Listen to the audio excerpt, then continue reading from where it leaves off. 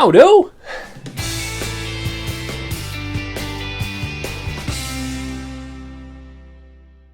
Hi, I'm Chris. Welcome to King Bespoke Creations. Now, today I'm going to give you a list of things that you might not know you need for your workshop, but I tell you what, you really do.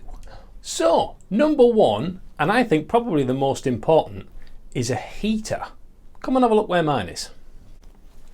Hidden underneath the desk in this nice little pocket is a night storage heater. Now this just stays on a very low setting, so you can see it's on one of 3 clicks and not even halfway around on that, and it just kicks out a tiny little bit of heat. During the day it's barely on at all, but overnight it keeps the place not freezing. Now I used to find, certainly during the winter, that I would finish a piece of wood off, go in for the night, and when I come back in the morning it's all warped or it's cracked or it's done something nasty. Because while I'm working in here during the daytime it gets quite warm, and then overnight it absolutely freezes. I don't have a lot of insulation in my workshop. You can see the roof is generally just made out of single plastic corrugated sheeting.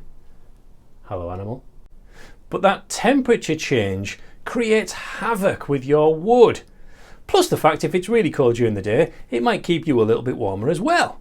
Number 2 on my list of things that makes life better in a workshop is a soundbar. I have this one tied to the top of a little beam that goes all the way across my workshop. Now normally this soundbar should be strapped to a TV, but it's a Bluetooth soundbar. So it means every time I come in, my phone just connects and I get lovely crisp sound while I'm working. So if I don't need hearing protection in because I'm working with hand tools, this thing gives me some light entertainment while I'm going, and I can still hear what I'm doing with my work. So the next thing on my list is lighting. Now I've got a massive advantage here because my workshop is an old conservatory. So it comes through all the way through. Even the roof is made out of clear corrugated plastic. What that means is choosing colours for different woods becomes really, really easy. But I know a lot of you have your workshops inside of sheds or garages or even basements where windows just aren't an option. In which case you need to get some. So this isn't just a normal fluey tube, that's an LED tube. It just gives a clearer light. Having little spotlights above your workstation can really help. Just extra lighting all the way around, so you've got the best view possible of whatever you're working on.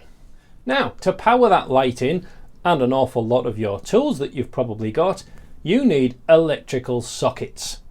Sounds really obvious that one, doesn't it? But have you noticed how if you've been in a workshop for any length of time, you always need more sockets? So if you're designing one or you're going to upgrade your workshop, put as many sockets in as you can possibly muster so you don't run out. And the last thing on my list is Wi-Fi. We're living in a modern age, don't we?